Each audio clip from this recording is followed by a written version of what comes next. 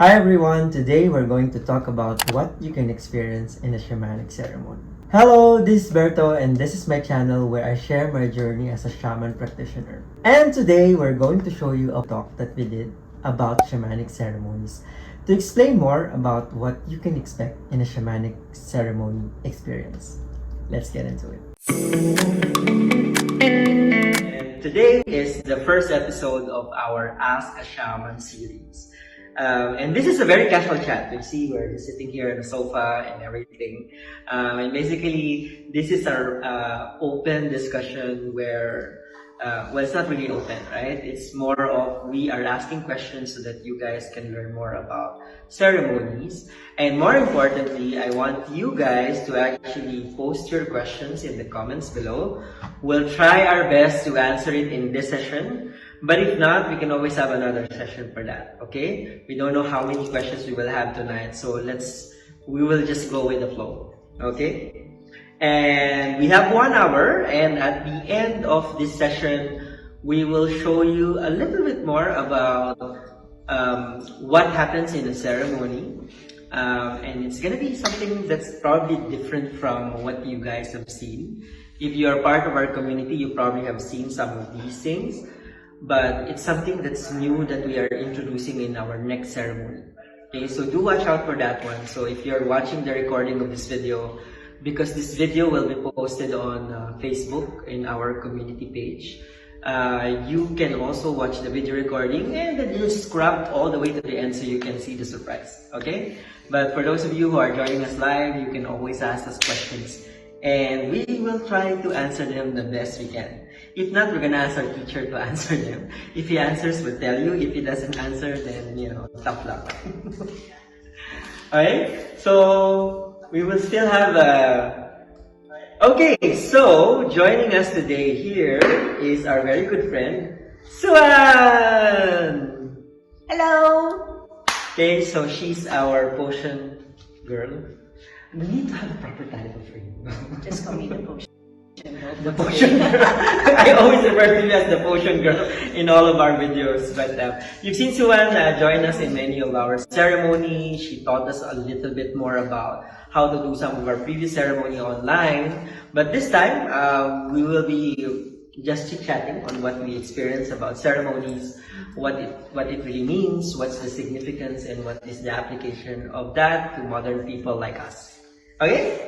So we're gonna start with our questions, and again, if you guys are listening to this and if you have questions, please type it in the comment box below and then we'll answer them. But for the meantime, we will answer our own questions. Yeah. Go ahead. Yes. Okay, so my first question, I guess it's like both of us will answer these questions, but first I'll ask the question to Suan. So if I have never done any ceremony, True. and I don't know what to expect from it, what is a ceremony and what do you guys do in a ceremony? I see. So, I think the first thing to notice about, or the first thing I would say about ceremonies is that it's about creating a sacred space.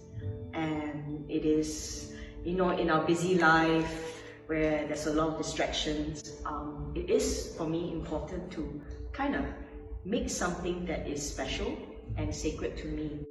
And cleansing, the practice in ceremony that includes cleansing, preparing a space so that I can really just focus on me and have a focus whether I want a blessing or I'm giving an offering is what I think a ceremony is set up to do. It teaches me certain practices, and those practices are normally around cleansing or, in that case, seeking a blessing, making an offering so that you can seek a blessing. These to me are what I would consider why I would do a ceremony. So if I'm a first-time person and I'm looking at why would I even do it, I think for me, I believe everyone deserves a chance at learning how to keep a space sacred. We talk about boundaries, like, don't come in my space, emotionally. So why not a sacred space? And why not really learn ways where, our space can be quiet and sacred for ourselves? True. So to me, I just see ceremonies this way, and I know there are many practices that allow me to learn ways to keep my space sacred as well. So that's why I do it. Yeah, actually, that's a very good point. Because it's like when you see the gold standard, right? Your standard for what is energetically clean, Yes. what is a boundary, it starts to have a language in your world that suddenly you feel like, oh, this is not okay. You know? In your daily life, yes. In your daily life, right? You know, and having somebody show that to you in a ceremony is kind of like educating yourself on how that is supposed to be, to feel, you know, that possibility is open for you, and you know, it's like an expert is showing you, and then you go like, okay, how do I get there on a daily basis, you know? Yes. Yeah, that's a very good point. Okay. Well, for me, I would add to that, right? That sacred space invites divine energies. Yes. You know, and to me, that's the part of, if you are curious about spirituality and you always wonder whether I can feel what's beyond my reality, the ceremony becomes like a venue for you to start that journey. Definitely.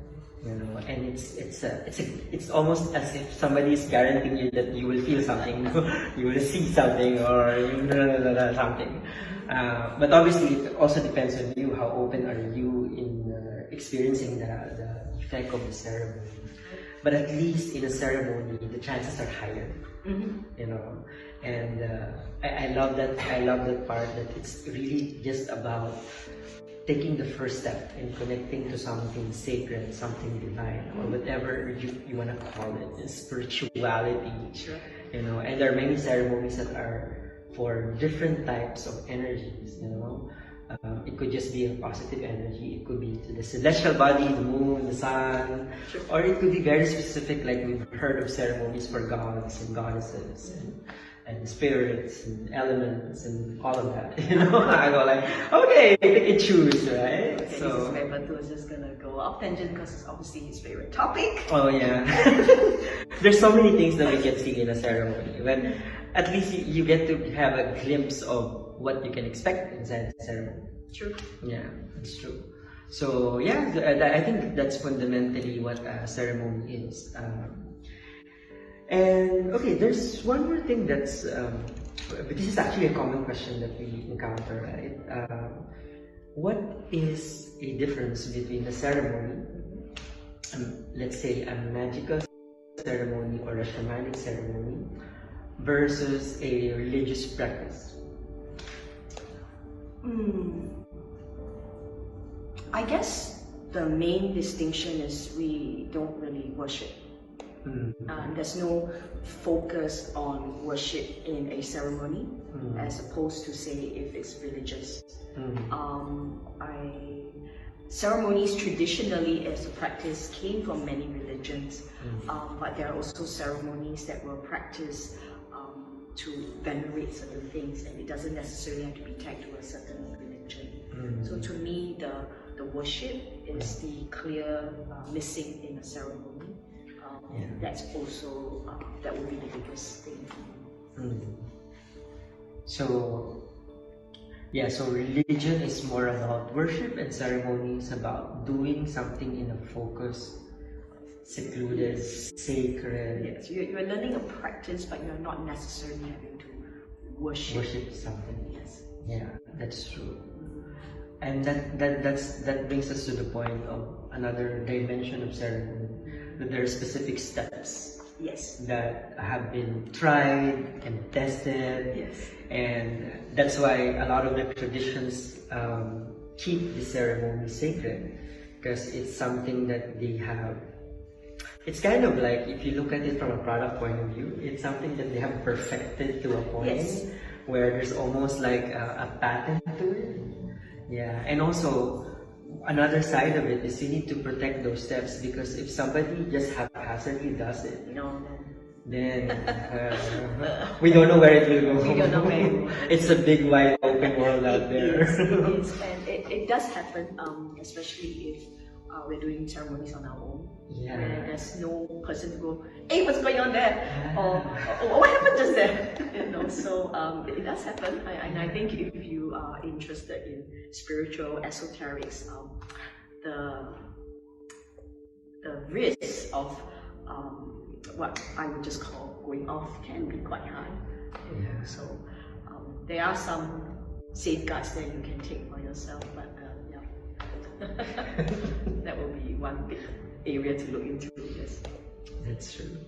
That's probably why, well, at least in my batch, when I trained as a shaman, the very first thing we learned was defense and following steps precisely. Yes. Because as a beginner, you're kind of like, not as strong as those who practice it really well. So the best defense you have is to follow things strictly and to protect yourself. And again, that brings us back to why it makes sense to do a ceremony in a group together, because you have people there watching out for you. Yeah. You have people there who knows the steps. You have people there who are also checking. And if you do it in a group, you have several people checking if the steps are correct. Oh, I don't know about you. When I was starting out, I like to sit behind in a group so that I watch them do it and then I can learn from behind. I mean, that's the reality, right? So, let the ones in front, and then if there's a trainer or the master in front, usually they would follow, then I can just take my cue from there. But in group ceremonies, there's always that additional benefit. That is true. But talking of group ceremonies, the other thing that I often, or I'm seeing a trend towards, is that let's watch a ceremony online. Oh, what do you think of that? I've seen that one. I mean, you run a YouTube channel, and yeah. Well, there's a reason why I don't do stuff online. Well, I think if you look at it, it's possible. It's just that, in my experience, we used to run some of the ceremonies as a hybrid. Some of it will be online. But see, one key factor in the ceremony is the participant should be fully immersed in the experience. Because there are two factors. Is the ceremony working? And most of the time, if a ceremony master is there and it's on the side, it will work if you follow the right steps. But it's also with the receiver of the benefit of the ceremony, be able to maximize that. I was also curious. I always wonder if we do the ceremony at home and we know how much prep goes to set up the space, to clean the space, to smudge the space. So I always wonder if we are doing it on our own at home, how strict we are about setting up, and there are all these additional things that keep me wondering, and I often wonder whether there's truly an advantage of doing a ceremony on our own, because it does take a very high level of discipline to carry out something on your own without much supporting structure. And I don't know about you, but when I was first starting out, I prefer hanging around in a group, enjoying somebody else's hard work to clean the place. Then I also learned, this is what it should be like, Well, that's one thing. But to me, one of the angles I'm looking at is, you don't know what you don't know. That's true. Yeah. So you might think your ceremony is okay, and you think that you've done your cleansing and everything, but you see that's the only level that you see. If you haven't seen the quality that is needed to create such energy, then chances are you might mess it up, or at the very least you go like, what happened? Nothing happened. I'm supposed to get this, nothing happened.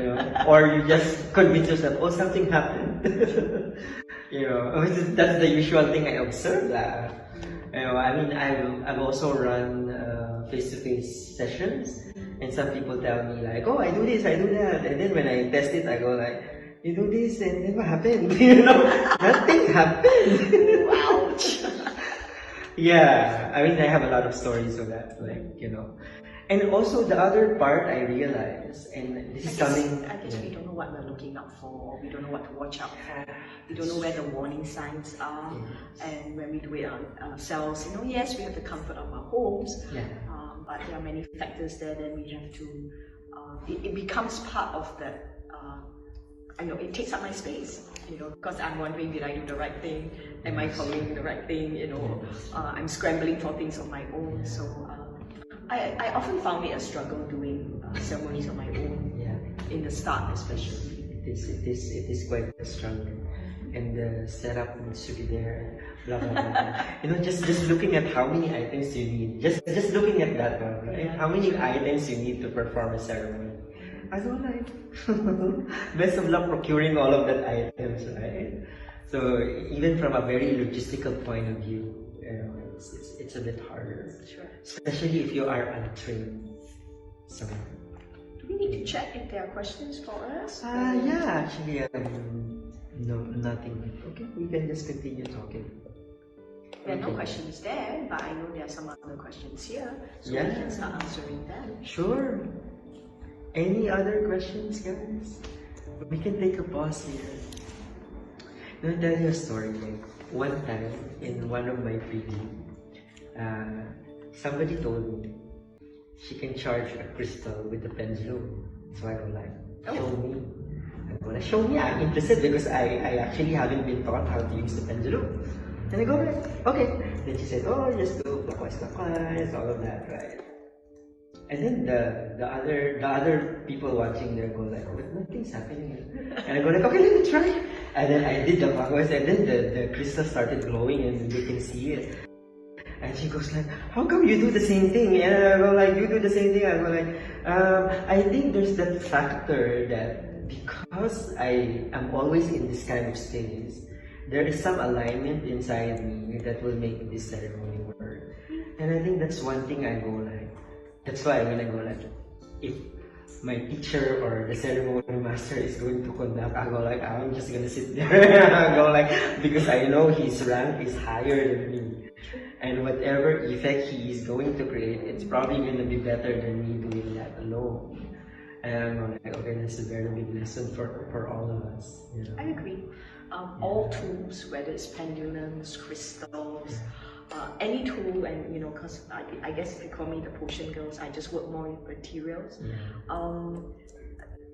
There is a lot of, and there's a huge study going on about how can you understand tools, the materials that come together, and the combination of things that makes new things. And there are many ingredients or tools that we choose to work with in ceremonies that are chosen intentionally because they have certain energies or certain alignments.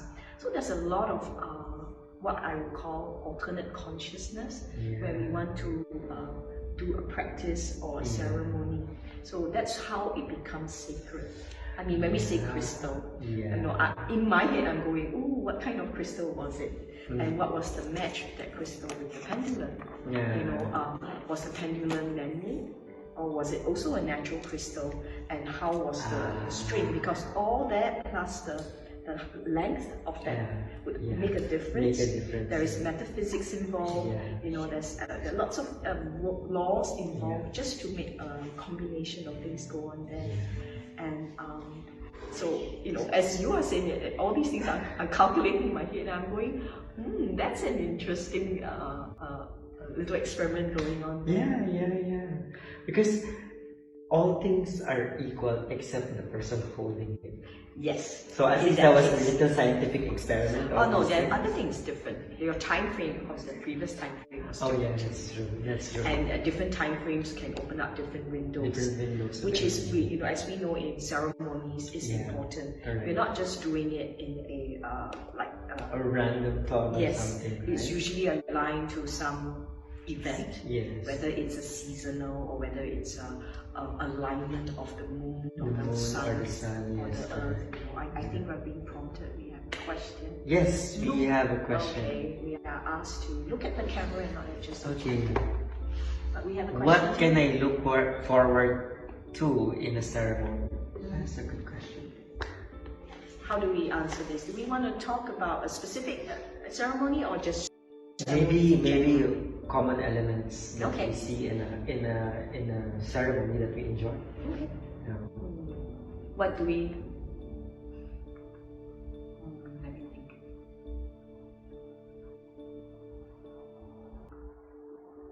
Let's start from the beginning, and maybe it's like we can do a run through of what happens.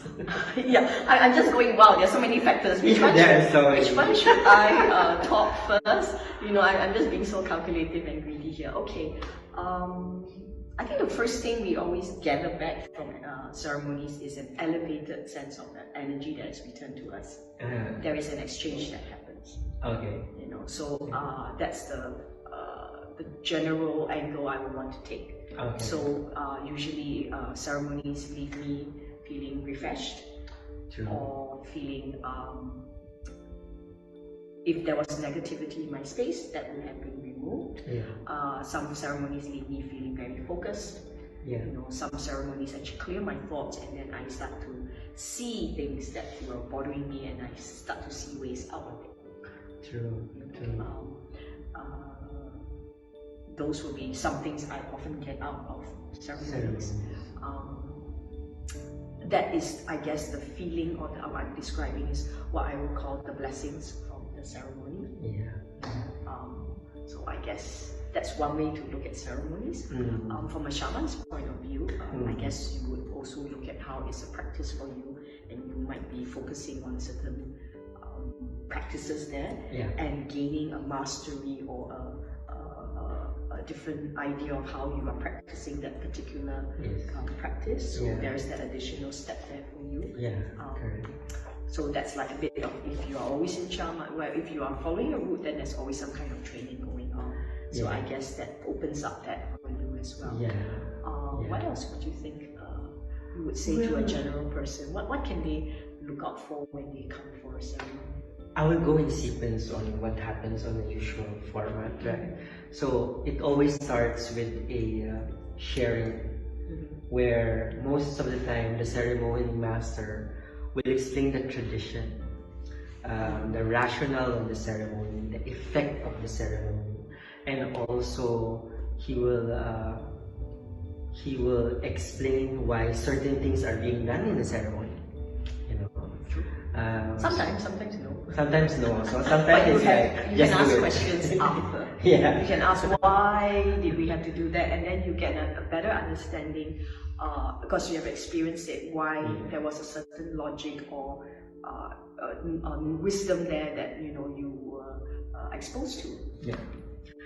So it starts with that, and then there will be some sort of warm-up because if there are a lot of new people, I'm just looking at the practical side, So don't be scared because there will be like a few activities to get you some moving. Oh, if you're talking about our ceremonies, definitely. Yeah, you need some warm up. Okay, we have a bias for shamanic ceremonies because I'm trained as a shaman.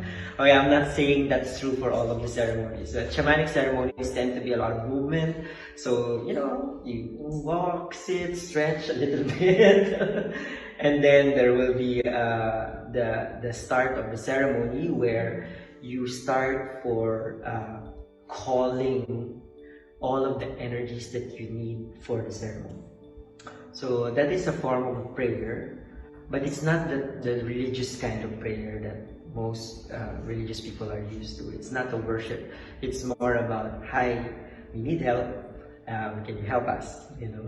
It's a simple. I'm oversimplifying things, but it's really that. But it's also about saying that, hey, we recognize that you are there, and we want to honor our connection to you, and this is why we set up something to honor that, and please help. It goes like that. So that's the opening, and then you go to the ceremony proper, which is very unique to each ceremony. That one will be, how should I say? There's logic to it, and there's also like sometimes you just have to just do it. Try yourself in. It's a different experience. Throw yourself an alternate or consciousness anyway. But we never kind of like, you're still in a room, you're still in a safe place. So to me, it can be lots of fun. Yeah, it can be lots of fun, and to me, it's actually about helping you relax and helping you let go. Because the more you let go, the more you get to experience the other side, or the more you get to experience energy, or the more you get to see something, anything, I mean, that's the basics of any spiritual practice. You need to chill a little bit. I guess, and I hear you. So maybe if I can chime in, the whole idea is when we say we experience something for the first time, some people will see it, might go, but I don't feel anything. And, this is where in our organizations here we are trained to go. Part of our training is about raising and training our awareness around what is happening. True. And ceremonies are a great way to pick up, whether it's a change in the state of myself or someone next to me. Yes. And I have that kind of data points as well. Correct. So it's really about being more sensitive. You can call it, some people call it their awareness, and this is why we call it the alternate consciousness, where this is not something we do on a daily basis. You could actually, but it's really about expanding your consciousness to be aware. Are you aware that these things can be happening around you? Yes, are you able to multiply or make it happen in a more intended environment and under a certain time frame? Correct. That's a good point as well, because in a way, in ceremony, you're not just enjoying. Yeah. You are actually, what should I say? I want to call it expanding, but there is a more practical way of looking at it. It's more like you are experiencing something. It's expansion. Yeah, expansion. It's like Bato is here. Yeah, and correct. Bato is here. Yeah, that's true. That's an expansion of Bato's awareness that he goes into the environment. Yes. He starts to become more attuned with what is out there in the universe, and as his vibrations, go out there, it gets received, or it is reciprocated, and it comes back and replicates back, and that's literally what happens in the science way of seeing. That's true. So okay, I think so in a way it's like exercise where you lift your first weight, and then you keep if you keep lifting it, then it will become a very big part of who you are as a person. So we have an interesting question here. What are the benefits of learning the shamanic way for normal people in their normal life? So, Bato, are you a normal person? I am. I mean, look at me. He's kind of normal, isn't he? I've seen him dressed as a shaman, but I also see him on a daily basis. We are normal people. We are. I work in corporate, actually. Yeah, you're still a corporate. Yeah, I'm still in corporate, but this is outside of work already. just in case my boss is watching. I'm just kidding. Okay. Let's put it this way. In a lot of the Facebook groups that I saw, there's a recurring theme that I see where they say that in the future, knowing energy is like breathing, So to me, I go, why should I wait for that future when I can learn how to work with energy now? And energy, I mean, if the future is energy, that means it has many practical purposes, man, right? So I go, okay, like in my case, right? I can sense the energy of the people I'm talking to. Let's just start with that, right? So I know if they're in a good mood or in a bad mood. And I go like, okay, for example, in a crucial conversation, and you're starting to say something that might get you fired, and then you try a little bit, and then you see that your boss's energy is like, it's going there. I go like, maybe not that. Very practical. Very practical, So I go like, okay, but that requires a lot of training on how to sense energy. And it's not just energy, there's also psychology and everything, right? But if you are very, very good with energy, you can go anywhere, That's a good one. Relationship building and using it is definitely one. Yeah. For me, I would say the shamanic worlds, which are natural worlds that we go into, have a lot of wisdom that we can carry back into my normal day-to-day life. You know, when I'm feeling ratty, I don't know about you, I like to go out and look at some nature. I do that, and I used to wonder why. And it came to me that I wasn't just trying to chill, but nature has this way of talking to you if you can be open enough and allow it to. So, you know, take for example, one day I was feeling really, okay, so I am involved in creative work, and creative work has a very destructive structure to it. And when it gets very destructive, it's very ratty, it's very dark, and it's very damaging. And one day I said, you know, I need to go out. So I went out, and I went to a place where I saw a damaged tree. And I looked at it for a long time. I stared at it, and I felt connected to the tree because I felt the same way. I said, wait, the tree is like me, it's damaged. But in those moments when I stood there long enough, I also saw that that damaged tree had little green leaves coming out of it. And it reminded me of the cycle of things. And to me, nature has a way of providing us the wisdom if we choose to tap into it. And this is a very shamanic way. You know, and if you're a shaman, you're so used to it, you hear it all the time, you know, but if we get very involved in our normal day-to-day modern living, you know, like me just now, you know, I you know, on the computer and, you know, doing all the modern things, we sometimes forget that the universe is so much bigger out there and it's there. You know, and if we lose touch of it, if we feel we can no longer connect with it, then a simple ceremony, a simple one, you know, going out there, you know, touching the ground, putting your feet there, making a small offering and waiting for something, you know, an exchange that can make a difference, you know, to me in much faster. That's true. So, to me, that's the benefit of being a shaman. There are many things I see in nature, and I start to appreciate in many different levels. You know, and it really reminds me of how wonderful this world we live in. That is true. You know? That is true. And I've become more disciplined about how I want to negotiate and navigate this world. My waste, how much waste I want to create, and in what area I'm creating the waste. You know, I become more conscious that way. I want to make those choices, not just because I love the environment or it's hip to be green, but you know, I come from a place where I get it. I get that, you know, there's a divine and a precious quality in things.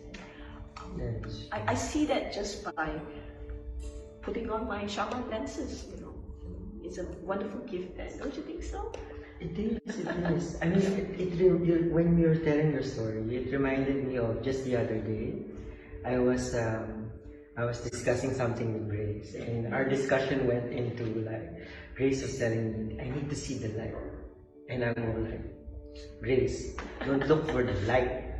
It's inside you. And then, the sun shone at that exact time. Wow. And I go like, talk about timing. I realized, see, I must have said something right. You know, I always talk random shit, but you know, if the sun agrees, pay attention. Because it's not me, you know. That's true. The sun agrees. And it's a wonderful alignment. It was a wonderful thing, and it's also very encouraging because, you know, Grace was like having a downtime at that time, and we're like, you know, if the sun encourages us, then it's go like, it's okay, child, you know. However, I must say, as you are describing this, what made it really special is that, you know, Grace had someone there to put it all together. She wasn't just alone enjoying that nature too. So to me, shaman has it's not just about nature, it's about the community or the practitioners that come together and go, hey, we're gonna do drumming together. Hey, we're gonna do, you know, healing together. Hey, we're gonna come together and clean our drums. You know, and nobody likes to clean their tools. Let's just put it this way. But isn't it nice to have a friend cleaning your tools, man? Not everybody likes to. Oh, okay. Sorry, I'm probably different. Well, maybe you're different, but I'm sure I speak for some others out there. It's okay, there are closets where you go, oh. But if there were a few friends that go, hey, you want to clean your tools with me? And Who knows? That's a good thought. Okay. So to me, those will be some things I really look forward to. And you cannot talk about being a shaman or being in a shaman practice without being in some kind of tribe. Yeah, actually, it's hard to do it alone. Like whenever I go to Philippines, and I just go back to my old ways, right? And I realize that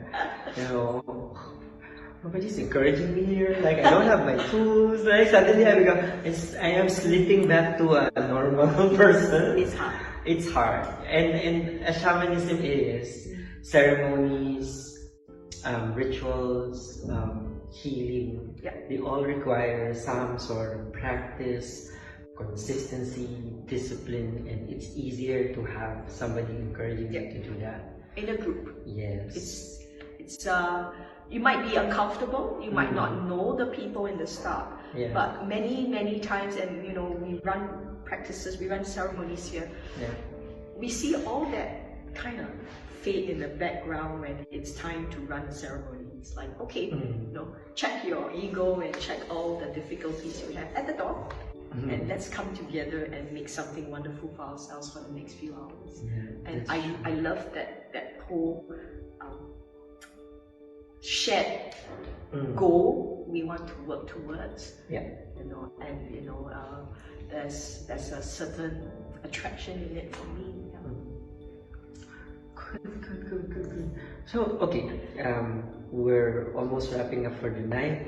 Some questions. But are there any questions now? No, not on yet. Okay. So I guess we can pause at this part. We still have more questions, guys. We can have another session. But let's just introduce what is Harvest Moon. It's our next ceremony. Oh yes. So Harvest Moon is a yearly event. It is an alignment of the time where the moon is the brightest. Traditionally, farmers, this is where the time, they would have been finishing their harvest. So collectively in the Northern Hemisphere, there is a lot of abundance. There's a lot of reaping.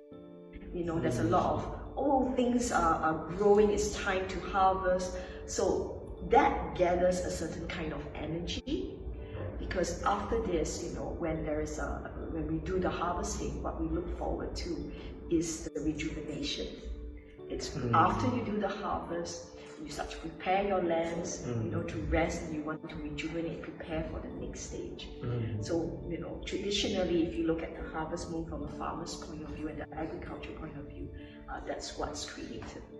The harvest moon has also been associated with different kind of traditional practices. True. And we specifically know of one because our founder, went to study with staff, and he learned a method of which is used by the African tribes, and that's a youthing method.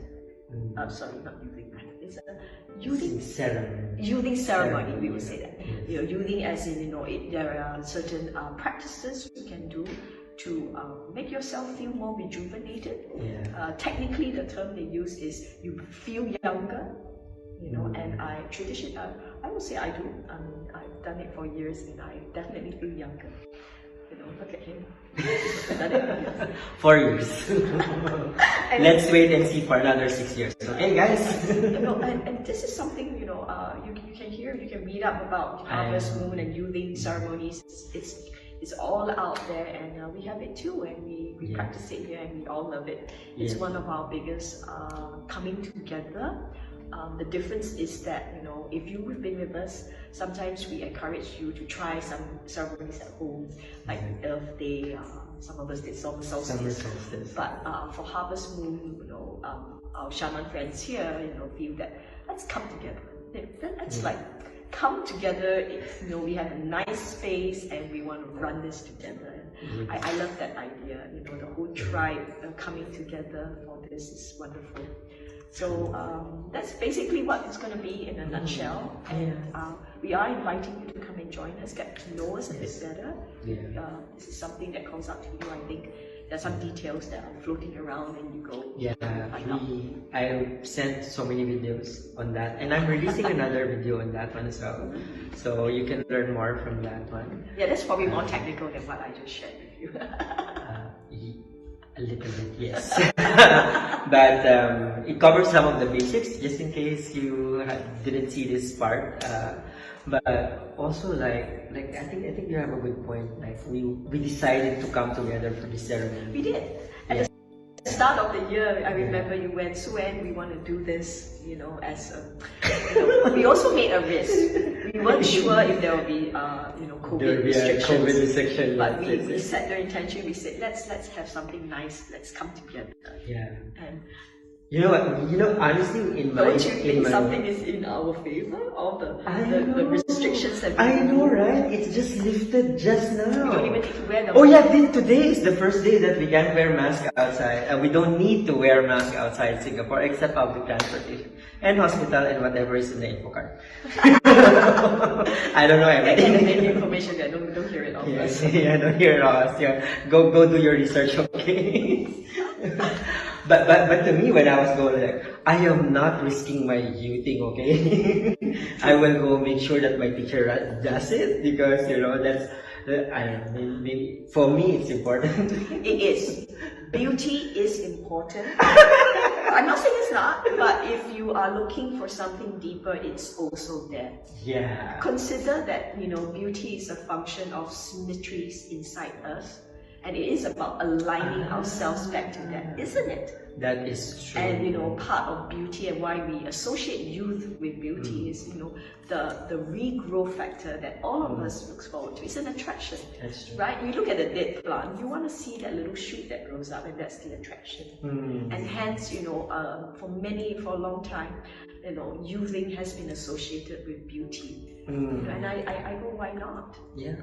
And beauty that comes from inside has to do with your health. Yeah. Where you're going to feel better overall. The whole exercise helps us to activate our organs. In a wonderful circulation. Yeah. You're going to feel pumped up. You're going to learn. That's the part I like. Okay, there's something that Grace is saying here, which Oh yeah. okay, she's reminding us. Yeah, we're almost there. Yeah, for me, I like that pump up part. Just to wrap up things. Because I go like, okay, I am learning how to develop myself. I'm learning to be a healer. I'm learning to be a shaman. Chances are, if I don't get into an accident, I will live long. True. Right. That's a risk why you're taking, but okay. Yeah. I'm just saying that chances are you will go there, right? To me, I go like, I want to live that long life, healthy, vital, hopefully still attractive in my 80s and 90s, but I don't know. But at the end of the day, for me, it's about the vitality, the energy, so I can do more, I can experience more about life in the years to come. And when we do this work, we always feel like I'm just getting started. So I go like, I must make sure that I can go for a long game. That's why, in my personal opinion, we need to make sure that Harvest Moon is, done properly. Well, I will also say this for those of us who are working in corporate. Or, we, on a daily life, we have to look at financial statements and all that, September is a time in the year, if you look at a financial year, where we face the reality of what has been done for our business or what hasn't been done. They call it fiscal year. Yes. And wrapping up of the books. Bingo. And normally the third quarter is where bosses will pump up how come all this is not done? And sometimes, if we are self-motivated, we might look and go, how come my targets are not met? Yeah. And so to me, with all this external stress, I do enjoy Harvest Moon even more, and I welcome it because it is a night where I can really go, okay, it's quite enough. I need to maybe take a little break tonight and have a bit of fun, feel refreshed again, so that I can run the last quarter of the year and end on a good note. That's a good. So I really like this. It's like a running break, which is it's a wonderful time. So you ask me, how can there not be wisdom when the Earth's alignment, when this is a good time in the year to do this? So Yeah, nature is so smart. I mean, They even foresee fiscal statements. Oh my God. I guess perhaps we are the ones that. Perhaps we are the one That need to who lost. refresh us. And they're going catch up. Catch up. Okay, so we can catch up on the ceremony, guys. But for now, we only have about a few more minutes to go. We really just want to show you, and actually I want to ask Suan because she is part of, how should I say, the things that being prepared that even I don't know yet. Yes. So let's put it every this way. I want to ask Suan, what's new for Harvest Moon this year? That's a very. So every year at Harvest Moon, Okay. our founder Kelvin, he doesn't do it. He does it months ago, and he has a plan to put together some energies. And this year, we still have our power bracelets. So we make them once a year now. They're made with a lot of intention. They're customized, and each bead carries a certain intention that is woven into what the person wants to wear. So we still have power bracelets, and if you have made an order for it, you are hopefully going to see yours at the Harvest Moon. Yeah. We might have very new people in the community. Do you want to explain the power bracelet a little bit? Oh well, let's see. Yeah. It's something you wear. Okay, yeah. It's made from. What does it do? It's made from incense beads, and it's made from crystals as well. Yeah. I think if you want more information, you can go to Esoterica and you can find out more information. But I want to say that I love all our power bracelets because when Kelvin first came up with an idea, he really made them small. He really made them small. Oops, okay, I'm sorry. He really made them small, but really packed with intention that you can combine many things, and you can put it in many different combinations to go towards a goal you want to. Whether this one is for driving sales, but we have power bracelets that they come to us and they go, I want to wear something on me that I want to generate a certain frequency to say attract love, attract my life partner. Yeah. And there are certain combinations we can put together for that kind of youth. There are some that go, I want to manifest money, more money in my life, more luck in my life, and we can create this kind of bracelets for you. And what I like about bracelets is that you wear them. You wear them on your hand, and traditionally we work with our hands. Right? I mean, we might not be farmers, but many of us still use our hands to work. So as you are working, you are activating the frequencies, and it becomes something in the background. But you start to generate, and the bracelet will work with you to work those energies. And that's why they are called power bracelets. It is generating a certain frequency that works with you for things that you want in your life. So it's very slow moving. It's not like our sprays where cleanse, smudge, bath. This is more of a slow, steady thing, but it has its place in. But it's many more people's life. permanent. It's more permanent. It's slower, and it builds up. Yeah. What I'd like to share with you tonight is some keychains and pendants that Kelvin has been working on. They are made with our logo. I don't think you can see them here, but I guess what we can do is that we can post some pictures later. Yeah. And basically. Yeah, we can post something in our website, our Facebook group. Right? We can do that. Okay. I think that will be fine. Yeah. Alright, so this is made with aquamarine, and for each of our pendants, there's a little story behind it. So we'll be releasing this more at Harvest Moon. These little babies will be charged at Harvest Moon, and they all come with different intentions. That is aquamarine, so it's a very feminine quality, which is traditionally associated with Harvest Moon. Lots of divine feminine energies, and aquamarine makes a person feel very calm. I love it. Lapis lazulis are in these, and these give a very sharp, helps you with your mental clarity, and they've been pounded and they've been put with a little logo here that gives you some shield effect, but also some amplifying effect if you choose to wear this as a pendant, or you could hang it on your bag. So So what I was telling Calvin when I saw this is like I want it to be in my phone like a keychain. Yes, so some people are thinking keychains for your phone, some people are thinking on your little purse or wallets. Because I carry it every time. And I already have, this, and then pretty soon I will have a whole breastplate if I can wear everything. It's also nice to have variety, you can change as you Yeah, I do. But sometimes if I want a bit of protection that I can carry everywhere, that's where I am like I bike nowadays.